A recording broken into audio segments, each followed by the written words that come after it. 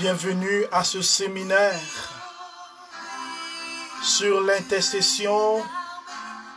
Bienvenue frères et sœurs à ce moment de grâce. Peuple de Dieu, tiens-toi debout, car le royaume des dieux n'est pas fragilisé, car Dieu ne ment pas, car Dieu est fidèle, car Dieu est assis sur son trône, car Dieu n'abandonne point son peuple, car Dieu veut te parler. Tiens-toi debout, mon frère, tiens-toi debout, ma sœur. Le temps du combat est arrivé. Le temps de la grâce a sonné. Le temps où l'armée de Dieu se lève, où les intercesseurs se lèvent, où l'armée du Seigneur est en train d'être forgée, formée.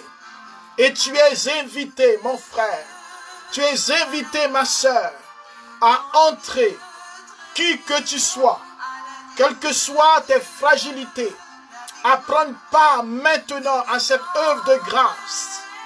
Peuple de Dieu, lève la main et adore ton Seigneur.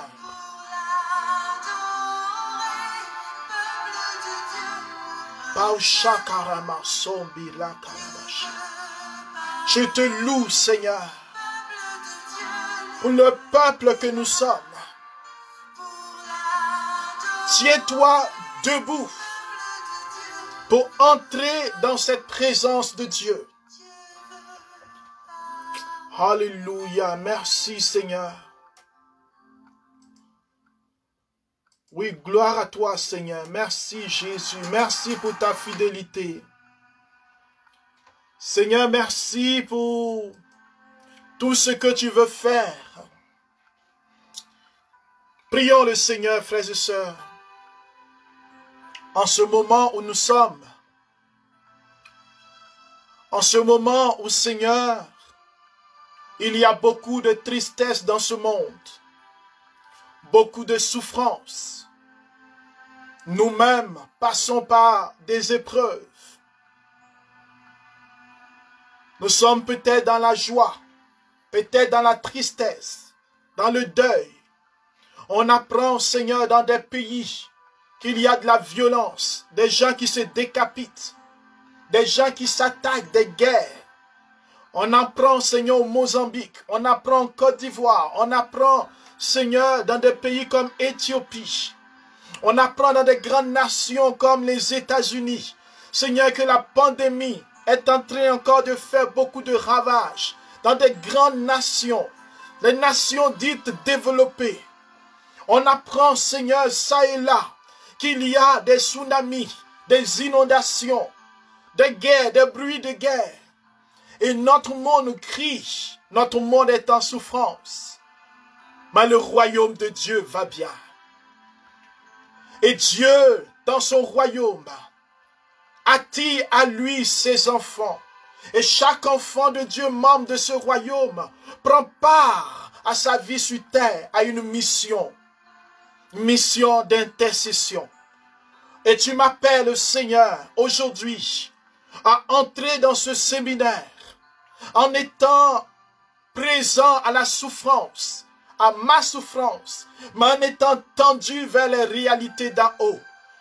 Car Seigneur, je suis de passage. Car Seigneur, tu as fait de moi un peuple nouveau.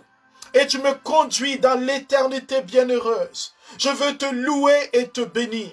Je veux te célébrer maintenant pour la puissance de ta parole. Seigneur, ta parole qui ne peut être enchaînée. Je ne suis pas conditionné par les réalités de ma chair, de mon corps, de la maladie, de l'épuisement. Je suis, Seigneur, un enfant de Dieu, une identité nouvelle. Je veux bénir ton nom pour le frère et la sœur qui se joint à nous. Je veux bénir ton nom pour celui ou celle maintenant qui ouvre son cœur à ton Saint-Esprit. Je veux bénir ton nom pour celle maintenant qui a soif de toi et qui veut grandir dans ta présence. Oh Jésus, que se lève une armée d'intercesseurs. Merci pour les intercesseurs. Merci pour ceux qui prient Merci pour ceux qui veulent, Seigneur, se renouveler dans ta présence. Saint-Esprit, conduis-nous. Alors, bien-aimés, soyez bénis dans le nom du Seigneur. Soyez fortement bénis. L'Écriture déclare dans le livre d'Ézéchiel, Fils d'homme, Ézéchiel chapitre 2, verset 1. Fils d'homme, tiens-toi debout, je vais te parler. Le verset 2 a cette parole. L'Esprit vint en moi et me fit tenir debout.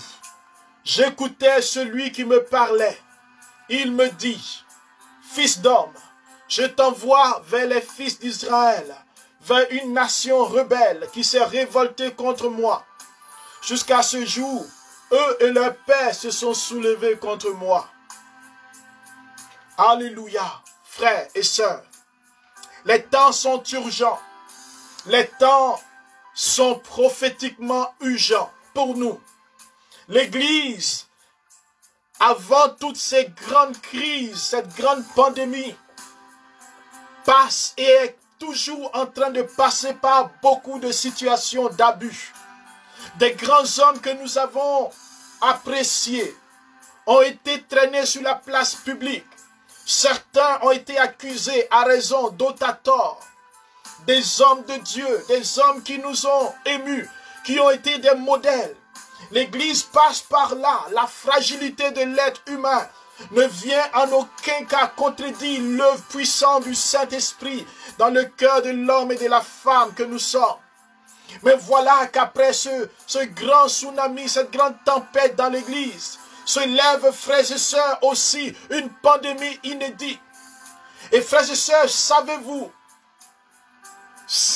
bien-aimés dans le Seigneur, qu'en 2020, cette année qui n'est pas finie, il y a 260 millions de chrétiens qui sont persécutés dans le monde entier.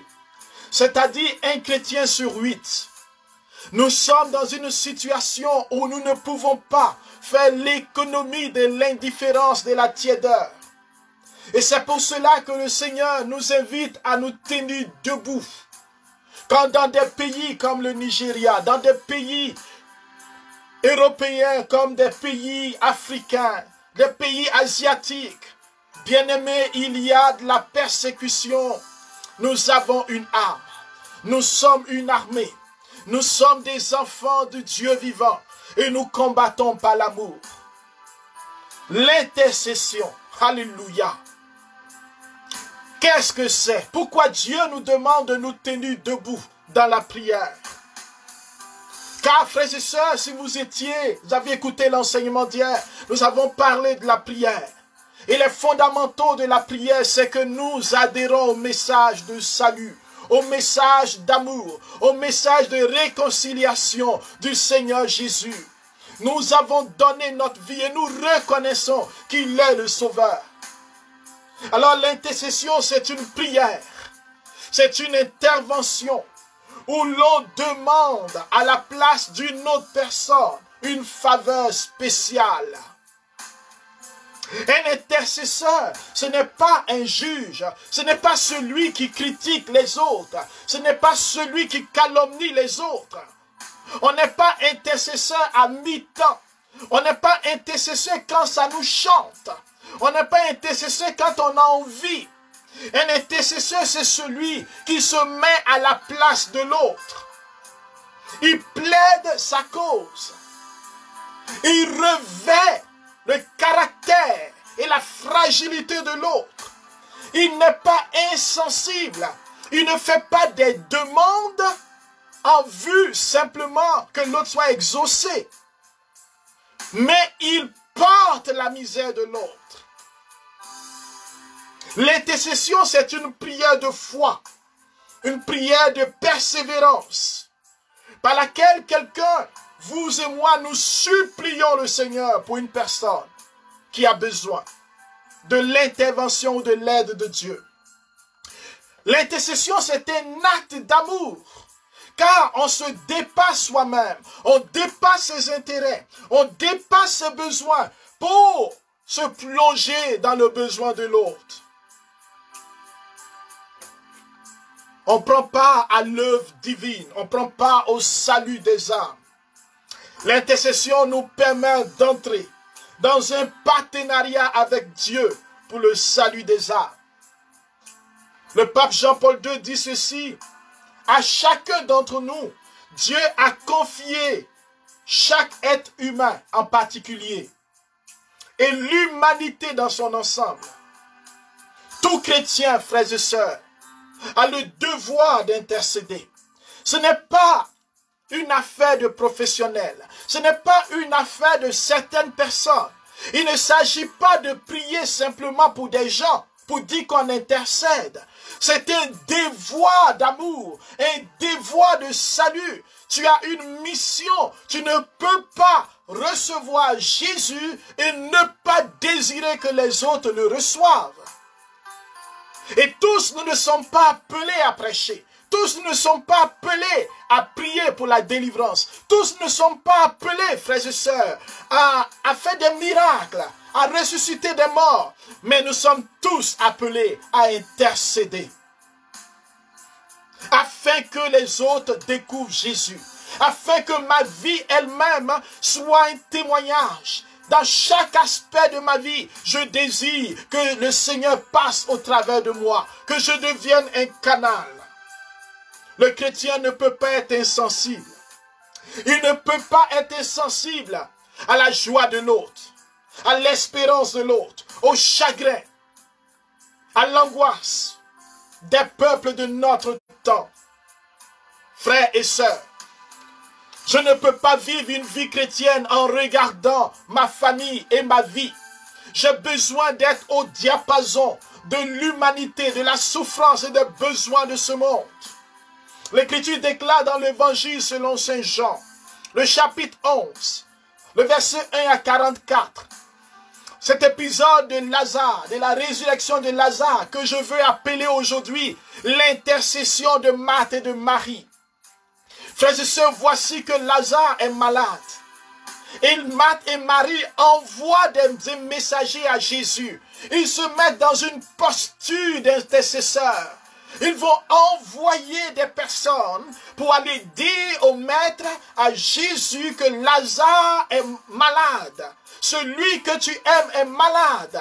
Il ne prie pas pour elle-même, elle ne prie pas pour elle-même. Elle commence à intercéder pour Lazare. Elle pose un acte prophétique. Les gens vont rencontrer Jésus, lui donnent l'information. Jésus est informé. Jésus sait que cette maladie ne conduira pas Lazare à la mort, mais va faire en sorte qu'il va s'endormir. Ces intercesseurs vont commencer, frères et sœurs, à intercéder pour Lazare. Jésus va attendre 2-3 jours. L'intercession continue. Les gens parlent, elles prient, elles soupirent, elles désirent le miracle et la guérison pour leurs frères. Mes frères et sœurs, elles sont remplies de compassion. Elles sont remplies d'amour pour leurs frères. Elle ne prie pas pour lui, elle ne demande pas une intervention pour faire plaisir à quelqu'un, pour faire plaisir à leur frère, mais en vue de son salut. Marthe et Marie vont attendre. Premier jour, deuxième jour, et Jésus ne vient pas, Lazare est mort. Frère, quand Jésus arrive, c'est encore Marthe qui va vers le Seigneur et lui dit, si tu avais été ici, mon frère ne serait pas mort. Parce qu'elle croit que si Jésus était venu à temps, un miracle allait s'opérer. Mais dans son intercession, Jésus va la catéchiser, va lui dire que le temps lui appartient et qu'il est le maître de la vie. Frère, l'intercession, c'est le lieu de la catéchèse, le lieu de l'approfondissement de la foi, le lieu de la découverte et de la redécouverte de Dieu. Marthe va entendre ce message. Elle va chercher sa sœur. Elle associe la prière de sa sœur. Ils viennent et sa sœur dit à Jésus, si tu avais été ici, mon frère ne serait pas mort. Frère, quelle persévérance, quel amour, quelle ténacité, quelle persévérance. Est-ce que toi et moi, nous sommes autant persévérants? Un jour, 2 jours, 3 jours, une semaine. Et Lazare est mort. Et ça fait plusieurs jours qu'on l'a enterrée. Mais elle continue à persévérer, à dire au Seigneur, si tu avais été ici. Certes, on entend ces paroles comme peut-être des accusations, des reproches. Mais elles sont vraies avec lui. Et il connaît les cœurs. Elles pleurent la mort de Lazare.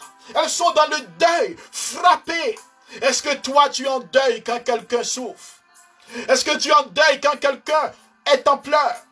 Est-ce que tu pleures avec celui qui pleure? Ou tu dis, pauvre, pauvre de lui, il fait tellement pitié, on va prier un peu. Est-ce que la compassion t'émeut comme Marthe et Marie qui étaient saisis, qui pleuraient à telle enseigne que Jésus les regarde et lui-même il pleure? Oh frère, on ne peut pas être intercesseur si on n'est pas saisi à l'intérieur aux entrailles. Jésus est saisi aux entrailles par la souffrance de Marthe et Marie, par la mort de son ami Lazare. L'intercession de Marthe et Marie vient toucher le cœur de Jésus. Il est puissant, il sait que Lazare va ressusciter, mais regardez comment il se laisse toucher.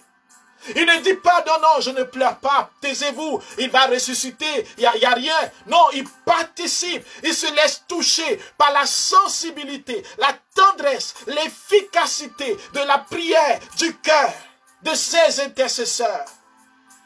Frère, intercéder, ce n'est pas du one-man show, ce n'est pas crier, crier, c'est que le cœur s'exprime en vérité devant Dieu, rempli d'amour et de compassion, pour crier vers Dieu à bas Père. L'intercesseur est impliqué. Il n'est pas simplement en train de demander une faveur.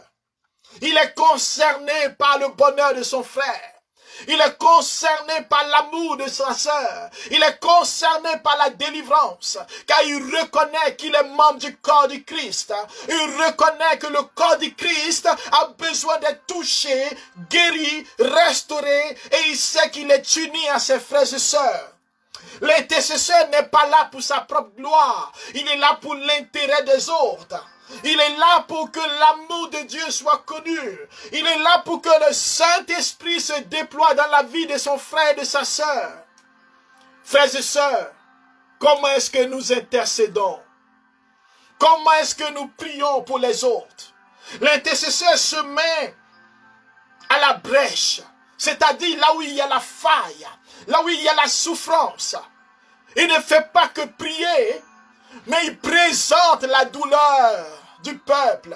Il présente la douleur des enfants de Dieu. Il présente la douleur de tous ceux qu'il voit. Quand il regarde l'actualité, quand il voit des gens qui meurent de faim, quand il voit des guerres, il se plonge dans la douleur. Il prend des jours à intercéder pour ceux qui sont déportés, ceux qui fuient leur pays, ces immigrants qui meurent dans les mers, les gens qui sont comme empaquetés dans des lieux d'immigrants, comme des animaux qui ont une qualité de vie moindre, insalubre.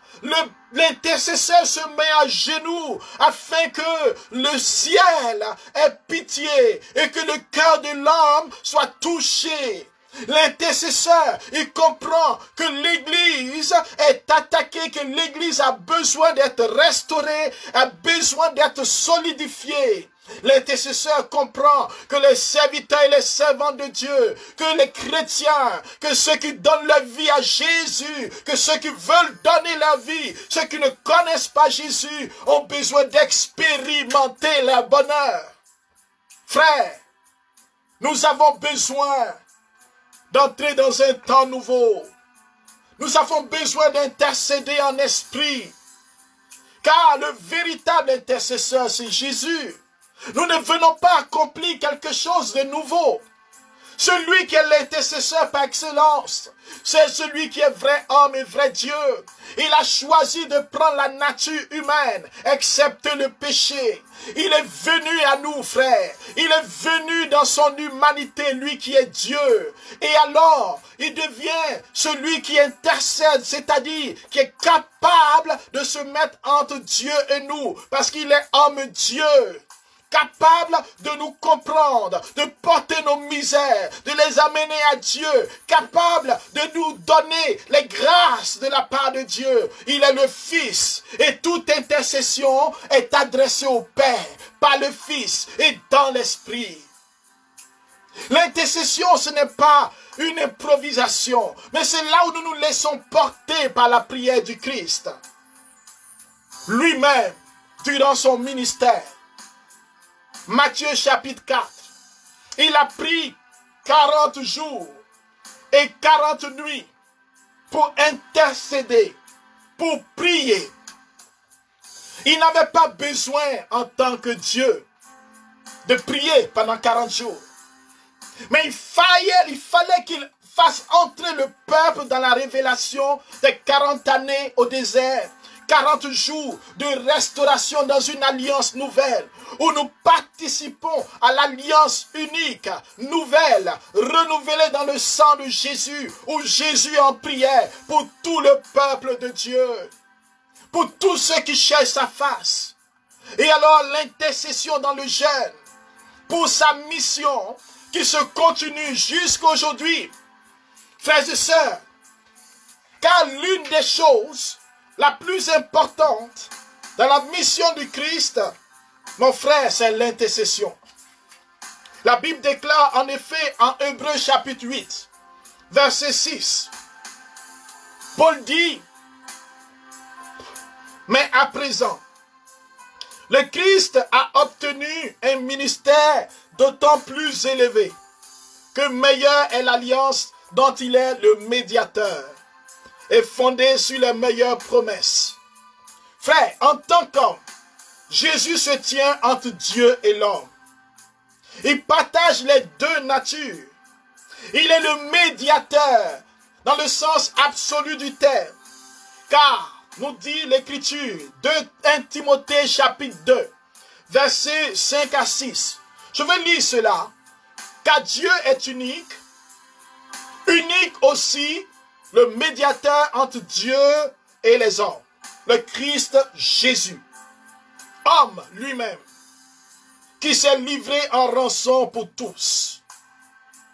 Frère, voici le médiateur, voici l'intercesseur, mais il nous associe à l'intercession. La preuve, en Matthieu chapitre 9, versets 37 à 38, il dit priez afin que le maître fasse venir des ouvriers, car la moisson est abondante et les ouvriers peu nombreux. Quelle est cette moisson qui est abondante et les ouvriers peu nombreux? La grâce de Dieu est abondante, le cœur de Dieu est rempli d'amour, mais il y a peu de monde, peu de personnes pour ouvrir leur cœur.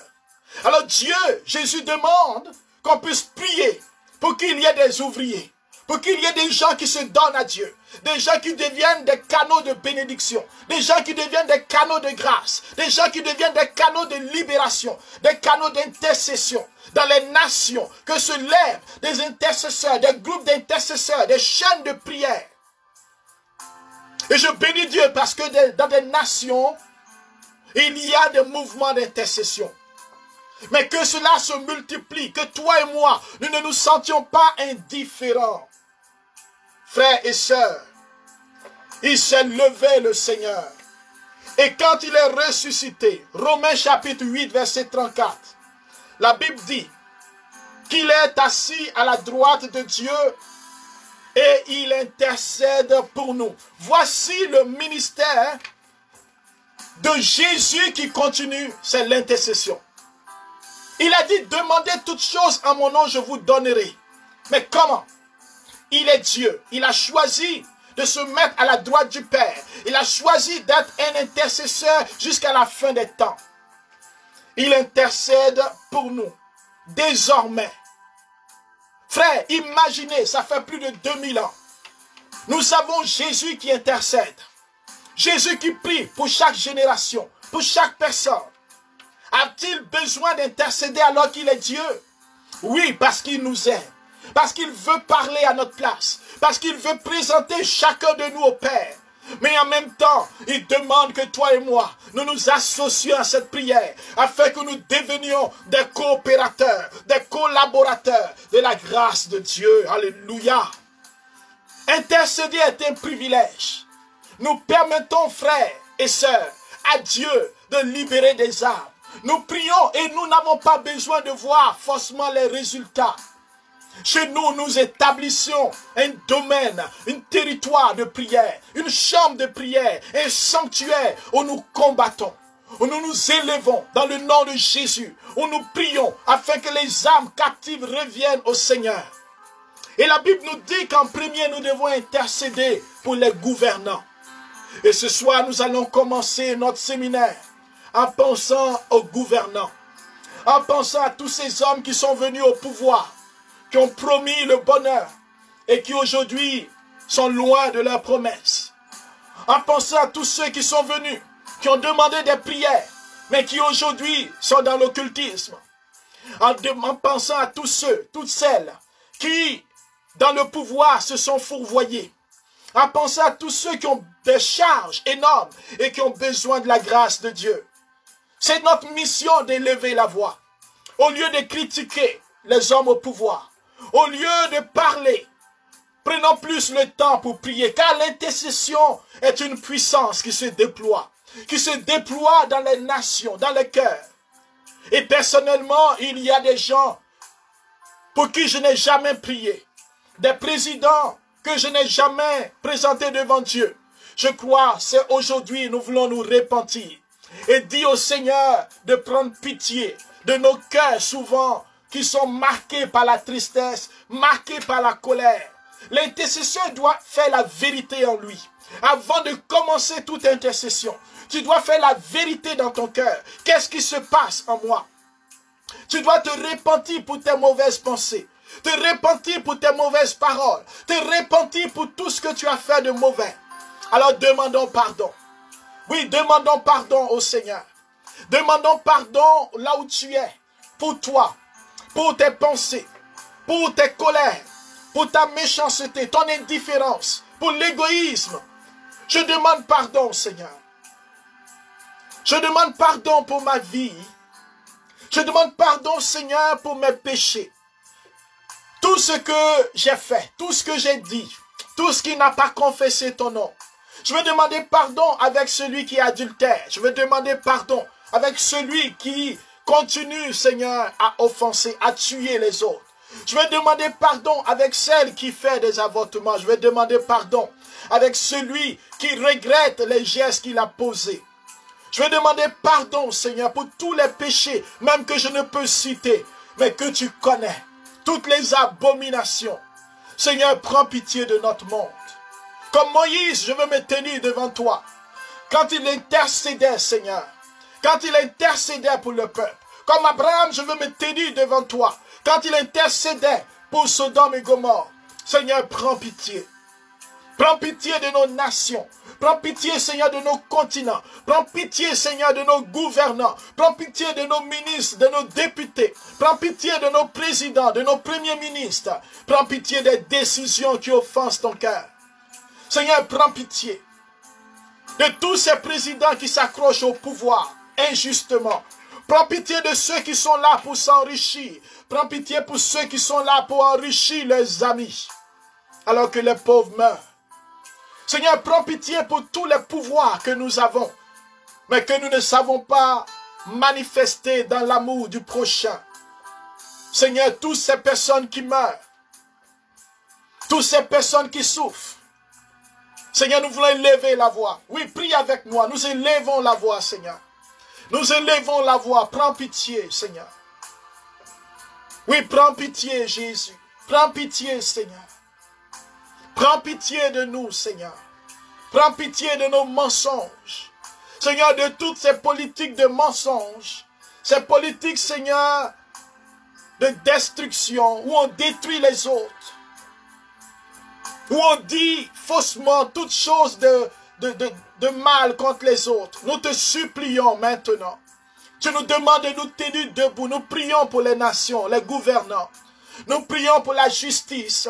Seigneur, la justice qui est ballottée, la justice qui qui est falsifié. Nous prions pour toute forme d'injustice. Seigneur, contre les injustices, nous élevons nos voix maintenant.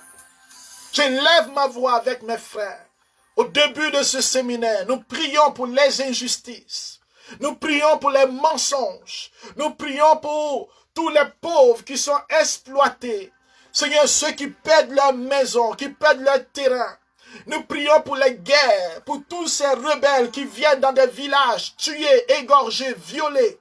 Nous prions pour les âmes, Seigneur, le sang des gens qui crient vengeance. Nous prions pour ceux qui crient vengeance.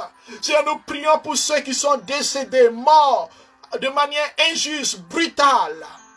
Oh Seigneur, prends pitié. L'homme est devenu comme une bête. L'homme est devenu comme un monstre pour son frère. On ne se reconnaît plus humain. Mais pourquoi, Seigneur? Pourquoi sommes-nous devenus si brutals? Pourquoi, Seigneur, sommes-nous devenus si violents? À cause de l'argent, des intérêts, à cause des multinationales, de tous ceux qui donnent des armes, qui donnent de l'argent, qui tirent les ficelles, à cause de tous ceux qui sont à la recherche du sang innocent. Regarde les injustices qui détruisent des vies, des générations, des pays entiers. La corruption, Seigneur.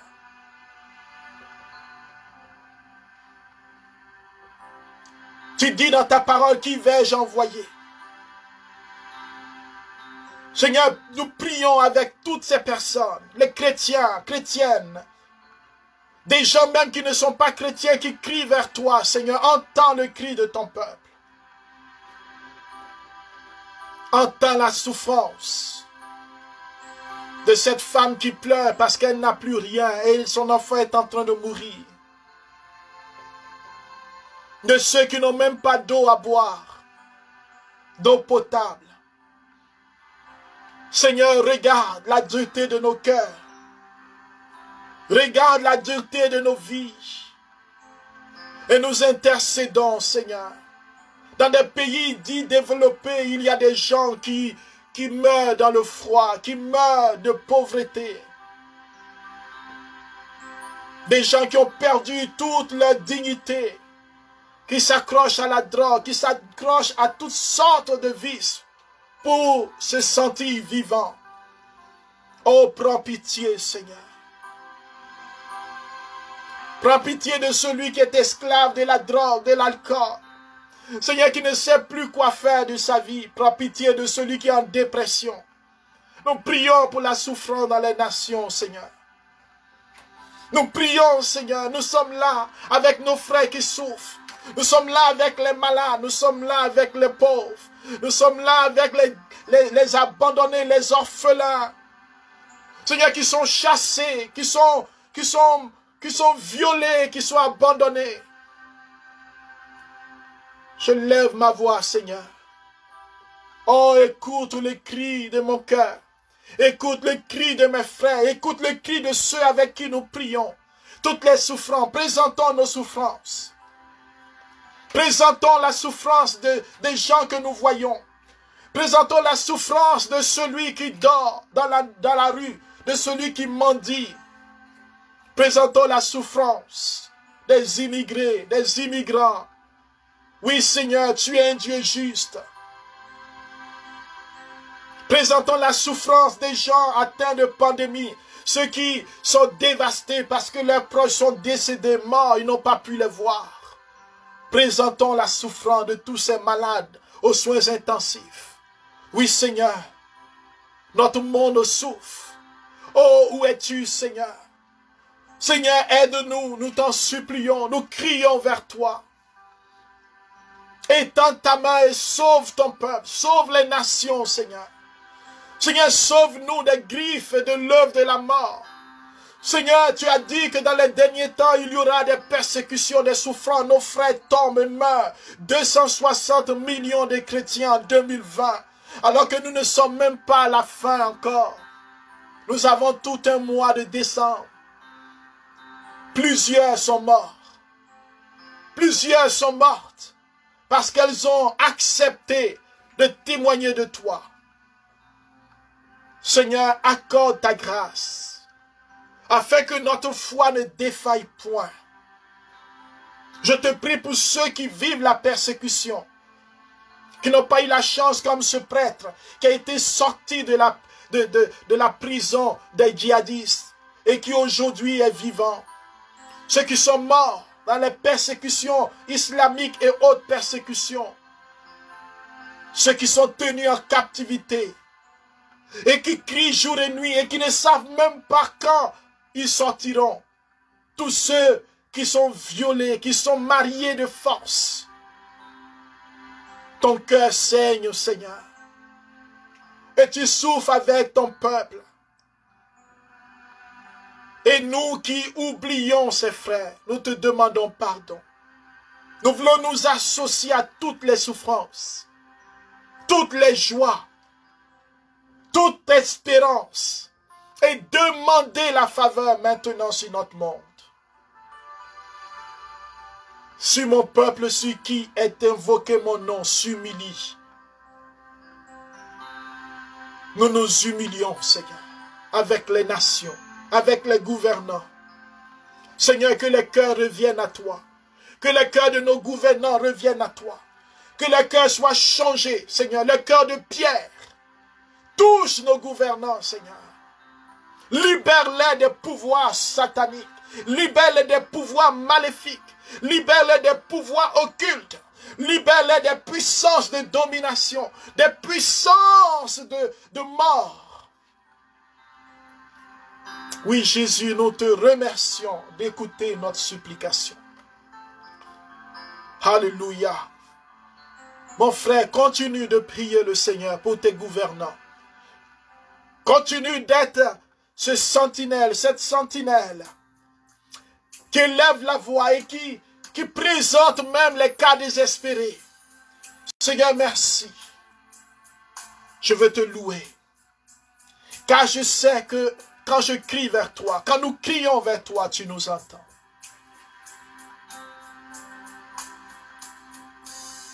Tu es l'intercesseur par excellence, merci, de m'associer à ce projet merveilleux. Depuis 2000 ans, tu intercèdes pour nous. Donne-moi la persévérance et la grâce. Dans le nom de Jésus. Amen. Alléluia. Mon frère et ma sœur, tu es donc un partenaire du Seigneur. Tu es donc celui avec l'Esprit Saint qui allait intercéder, car par des gémissements inexprimables, il intercède pour nous et en nous. Je veux lire cette page de l'Évangile avec toi en finissant. Jésus dit, je prierai le Père. Quel intercesseur! Il vous donnera un autre paraclet pour qu'il soit avec vous à jamais. L'Esprit Saint vient au secours de notre faiblesse, nous dit Paul, car nous ne savons que demander pour prier. Mais l'Esprit lui-même intercède pour nous dans les gémissements inexprimables. C'est cela que nous allons voir demain. Comment l'Esprit intercède pour nous. Comment dans l'intercession nous devons nous laisser porter dans l'Esprit. Comment nous devons nous déconnecter des listes que nous faisons de prières ou des cheminements ou des parcours pour laisser l'Esprit Saint nous présenter les besoins urgents, les besoins les plus importants du moment. Alors que Dieu vous bénisse. Demain, le séminaire de l'intercession continue. 19h heure de Montréal. Passez l'information, soyez au rendez-vous et nous allons encore prier ensemble. Je veux rendre gloire au Seigneur pour tous les témoignages que nous recevons. Et je veux demander à tous ceux qui sont touchés par des paroles ou qui veulent partager sur la page du Jardin de la Parole. Vous pouvez écrire vos commentaires ou vos besoins. Aussi, abonnez-vous et passez le message pour que nous ayons plusieurs milliers d'abonnés. Plusieurs milliers d'abonnés pour la gloire de Jésus. Que Dieu vous bénisse et à demain. Amen. Alléluia.